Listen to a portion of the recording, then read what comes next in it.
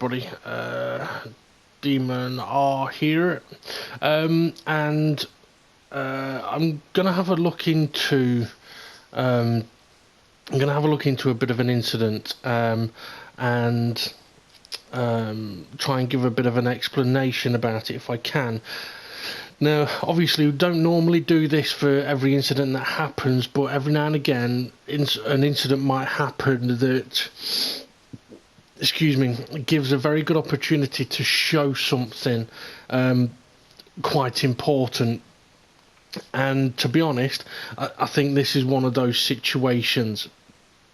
And it's not just to do with this incident, it's to do with the camera view, the camera angle that is in use, and so this could be very useful to a number of people, hopefully. Now, I'm not necessarily going to be picking on anybody here or saying whether I think anybody should be getting a penalty. Now, I might say that someone could or possibly could, but obviously I'm not the one making a decision on this, but I am producing this video for Stephen Ray, although at the time of recording Steve don't know about it, but he will. So anyway, but yeah, it's something I saw this and I wanted to show this because hopefully it could highlight a few things for a number of people. Now, what I'm going to do is I'm going to play this and then I'm going to come back and review it. Now, I'm going to put the info on, which means that Gary is about to find out that I'm on board with him. So he's going to go, oh shit, what did I do? Or I'll like wonder obviously what may have happened. But that's why I'm going to go through this. Gary, don't panic at the moment. Right, okay, so as far as I'm aware, I believe Gary uses the view where the camera is on the front of the car, not bonnet view, the one further forward. I have my doubts about this camera view, and so do a number of other people. And a lot of it is to do with what you see happening on your screen and whether that is actually what's happening. So maybe we can show something here. Now, if Gary doesn't use the view that is on the front of the car, then obviously I'll need to speak to him and find out what's happening, what view he is using, and get another perspective of it. But I'm going to play it from the camera view of being on the front of the car. Okay, and I'm going to play this on. So, we're at the Yamagiwa circuit, we're heading down the hill towards the triple chicane, and there's 3 cars battling in front of us. Now, in all honesty, at this point, heading down to this corner, okay, there may be a little bit of space to the right of Groover here, but there isn't really anywhere else to go. So, there's not really anything to gain by being too quick here if you're in Gary's situation. As this plays on down the hill, Groover, he knows there's nowhere he can go ahead of him, so he's decided to brake early because those two are going to be slow. Now, Gary is obviously taking this opportunity to slot up alongside Groover and does give him a little bit of a nudge. So it's annoying, if I go back it's going to go back 10 seconds and I can't then play it forward, so I'll go through that again. And you'll hear that there's a little bit of contact between Gary and Groover, but there's not really anything in that. So we've heard that there's a little bit of contact there.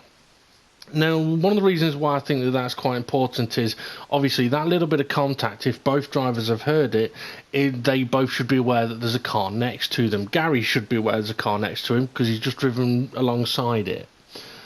But part of the perspective thing that I want to show is, if this is the view that Gary is using, in his mirror the car looks like it's slightly behind him, but there is no part of Groover's car in his view at all. Okay, so let's see what happens from here.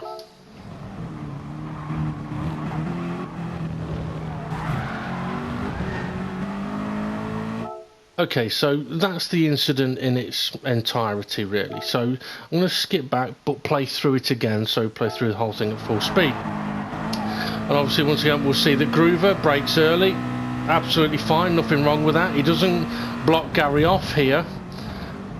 They're both heading to the corner. Groover's just hit Gary.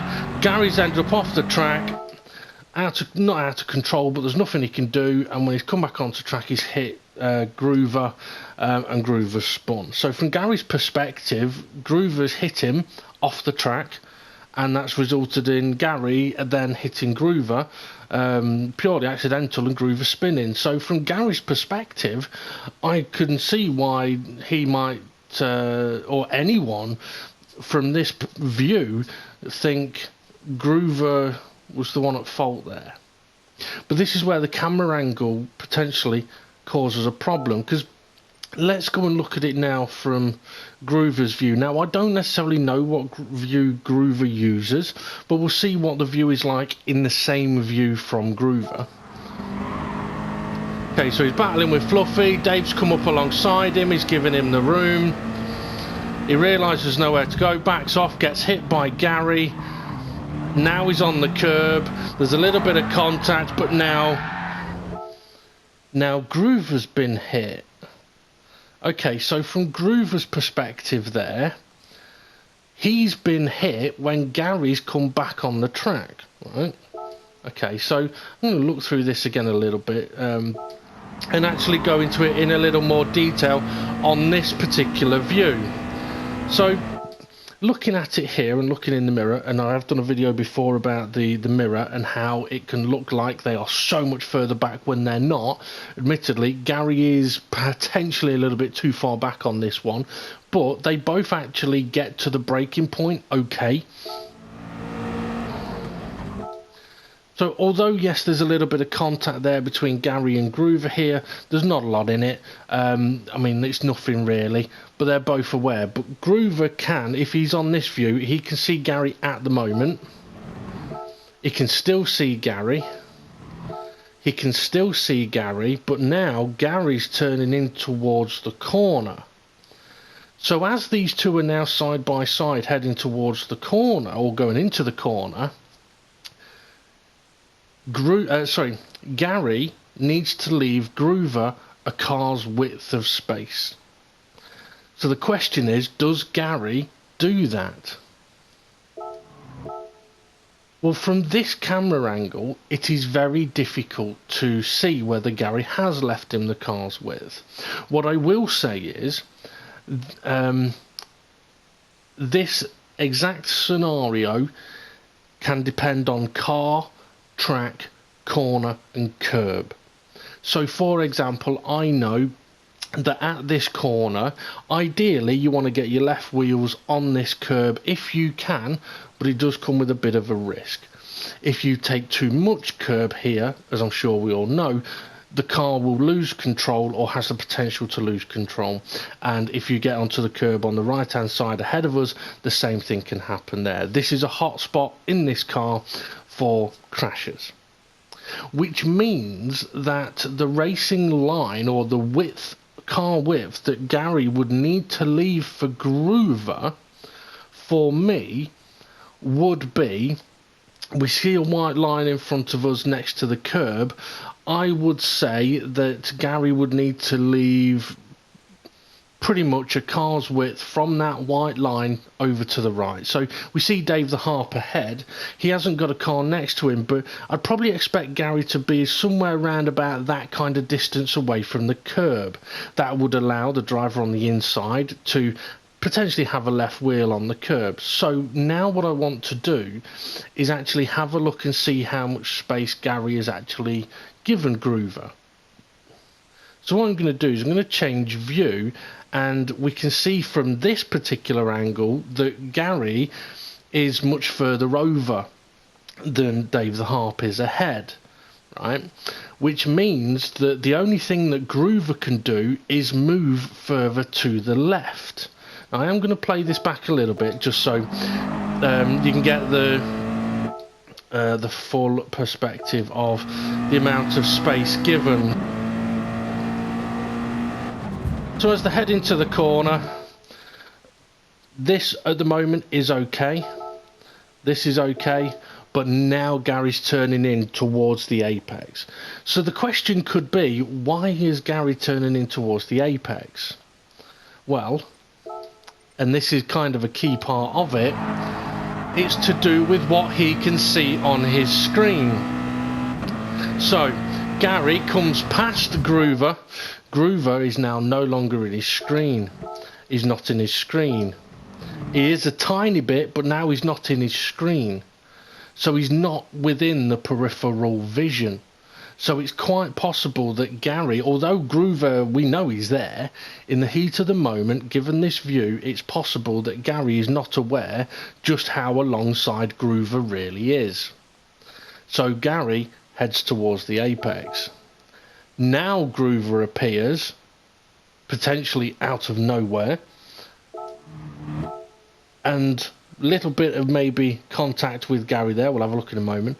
But from Gary's perspective now, Groover, he's all over the curb, come in too hot, now hit Gary. Okay, so this is where it all starts getting a little bit awkward, right? So the way that I look at this is, as I mentioned, has Gary given Groover enough room? And the answer to me there is no, because even if Groover's car was contacting Gary's car, that's not enough room in this car at this corner. Now, in a different car that could potentially ride these curbs absolutely no problem, I may potentially give a bit more wiggle room as to how much you could squeeze somebody at this corner. But these cars and how these cars react on curbs and on these curbs in this corner, in this scenario, more space needs to be given to Groover, really. So I believe that the view has potentially led Gary to thinking he's got further ahead of Groover than he was, which has led him then to head towards the apex, where Groover has suddenly reappeared like a bit of a bat out of hell with all of his purple power, and then made contact with Gary. Because as we saw when we first watched it with Gary, it did look like Groover had gone across the curb and hit Gary off the track. But unfortunately, the reason that Groover has lost it a bit on the curb is because Gary has squeezed him too much. He's not left enough room, and Groover, his only option was to take more curb. Even if it had braked more, it'd have still have had to take more curb. And, I mean, given the situation that they were both in there, they were fairly right to be able to battle side by side through the corner. But Gary squeezed Groover a little bit too much. Groover's gone on the curb. The curb has had the effect on the car that I would expect it to have. A little bit out of shape for Groover. Now there's a little bit of contact between Groover and Gary. So this is where, from Gary's perspective, Groover has just hit Gary, which has now put Gary on the curb. And what's that going to do? It's going to put him out of control, which leads him to then hitting Groover. So now we've got the situation where Groover is thinking, hang on a minute, Gary's just hit me and spun him, right? So Groover could potentially be sat there thinking, Gary should be waiting for me because he's just spun me. But from Gary's view, he may feel that he's done nothing wrong because Groover hit him off the track. So this is where the two different perspectives, or the perspective from that camera view, can come from, where unfortunately that view for me is wrong. And the interesting thing about it is, I'll show another incident in a moment, which also involves Gary, but it's to show something else to do with the view. I know I'm not making a lot of sense at the moment, bear with me. Right, so as this plays on, Groover spins out, and personally, I think rightfully could sit there and think, well, hang on a minute, Gary should be waiting for me. But from Gary's view, I can fully understand why he would think at that time, or potentially even looking back at it, using the view that he may drive with, it'd be very easy to look back at it and go, well, I didn't do anything wrong there. But there are other things to factor in. For example, this camera view, it doesn't show you how wide your car is. It doesn't show you how far forward your car is. It also doesn't give you a very good perspective of how much alongside a car is of you. Okay. Now, I'm going to try and show another example of this. Now, in all fairness, with this incident, you could potentially say, right, Gary should have given the place back. He didn't. It could be a penalty. But at the same time, I think it would be, I would like to think it'd be fair that anybody watching this would be able to sit there and go, well, you know what? Being in Gary's position during the race, I can understand why he thought he'd done nothing wrong and he didn't wait. So it's, I think as a steward, this is a tough one to call, really. I mean, obviously he's not done anything on purpose, that's for certain. But what I want to just sort of put into perspective is something that happens earlier on in the race. Now, I'm going to show this because Gary reported himself for this one, and I have to say, respect to anybody that does that reports themselves after a race, because that is them basically saying, I've had a look at it, I cocked up, and hold my hands up. And that's part of the reason why I've done this video as well, is because when you've got a driver like Gary who has done that, he's looked at an incident and gone, yeah, that's my bad. And yeah, he's accepted, he understands. But then there's another incident where he's perhaps not done that. It's like, okay, why might that be? So for me, it's interesting to look into it. Okay, so this is the incident, right? Now, I'm going to play it on, and it's going to be carnage. But let's just go with it for the moment. So have us a look up the inside of Rich, doesn't quite make it work. Rich running wide, Gary following him. SRI's now up alongside, got a good run. Bit of contact, bit over the curb. Now SRI is now Rich. All hell's breaking loose. Okay. Now, without going into major detail about this particular incident, there's one big factor that's different on this crash than the one that involves Groover. And that is, and I'll mention it, that is, wait for it, wait for it, wait for it. SRI's there. Can clearly see that SRI is there. Now, he might disappear out the screen momentarily, but let's see how much SRI is in Gary's view, shall we? Okay, yeah, he's seen his rear wheels, potentially. SRI is well up alongside. He's ahead, almost, maybe. Difficult to tell. Okay, he's moved over a little bit, but Gary knows he's still there. Okay, he's out of shot. But Gary knows at this point he's potentially behind him because of how far ahead SRI was.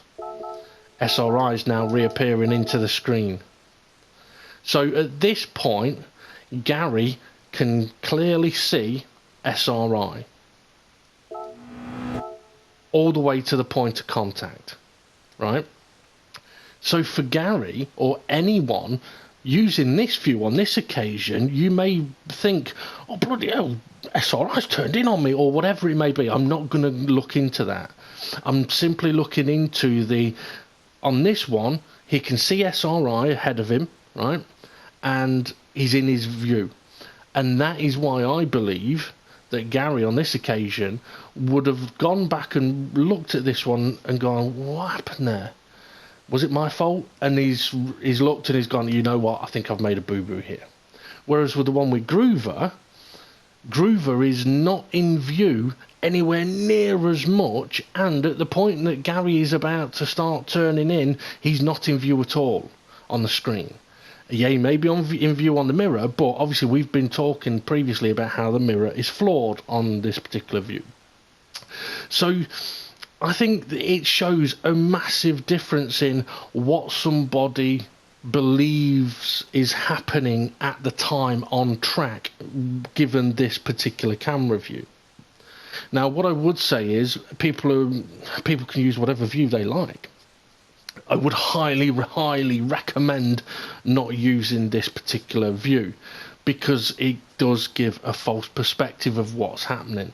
So a bit like with the one with Groover, it can suddenly feel like someone has appeared up alongside next to you because they've only just come into the view on screen when they've actually been right alongside you for quite some time.